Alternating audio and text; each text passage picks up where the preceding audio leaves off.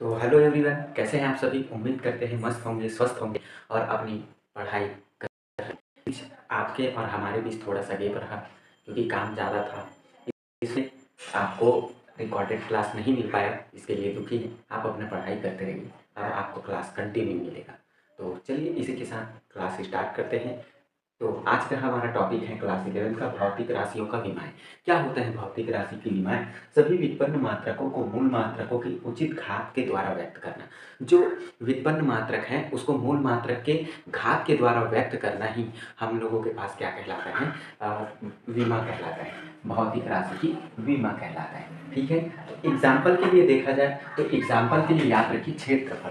क्षेत्रफल किससे मिलकर होता है? लंबाई इंटू चौड़ाई से। ठीक है, लंबाई गुणित चौड़ाई को क्षेत्रफल कहते हैं। तो ये क्षेत्रफल। अब ध्यान रखिए, लंबाई और चौड़ाई दोनों ही लंबाई तो है ना?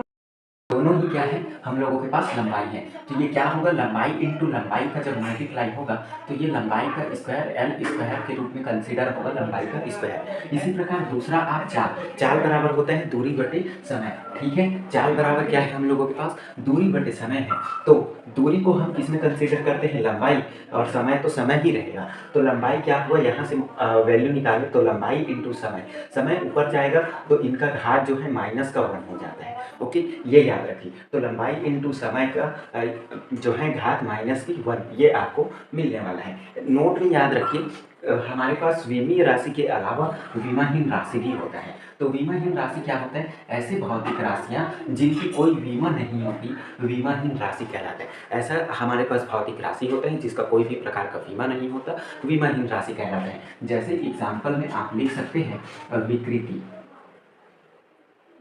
विकृति जो होता है एक विमाहीन तथा मात्रकहीन भौतिक राशि है। इसी प्रकार अब हम लोग चलते हैं हमारे फाइनल जो टॉपिक है, इससे क्वेश्चन पूछा जाता है तो इसमें आप स्टार मार्क लगा लीजिए। विमी सूत्र, डायमेंशनल फार्मूला। तो विमी सूत्र होता क्या है? एसआई पद्धति में भौतिक राशि के मात्रकों को, एसआई पद्धति जो होता है, एसआई सिस्टम में जो फिजिकल क्वांटिटीज होता है, भौतिक राशि होते हैं, उनको एल एम टी ए के सी डी मतलब लंबाई, मीटर, ताप, केल्विन और आप लोगों के पास जो है कैंडेला, इसमें व्यक्त किया जाता है। ठीक है, तो ये क्या है हम लोगों के पास? उनका इंग्लिश वर्ड है।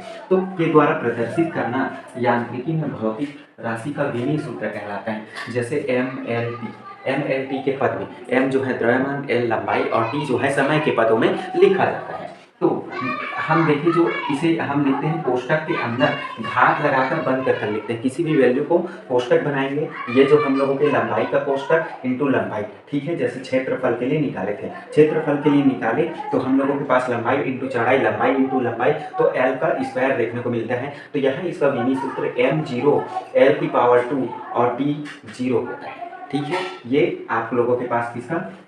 क्षेत्रफल का है। इसी प्रकार वेग या चाल का दूरी बटे समय होता है, तो लंबाई डिवाइडेड बाई समय, तो l इंटू टी का टी की घात -1, तो m0 l और t की पावर -1 आपको देखने को मिलेगा। फिर बल बराबर होते हैं द्रव्यमान इंटू त्वरण।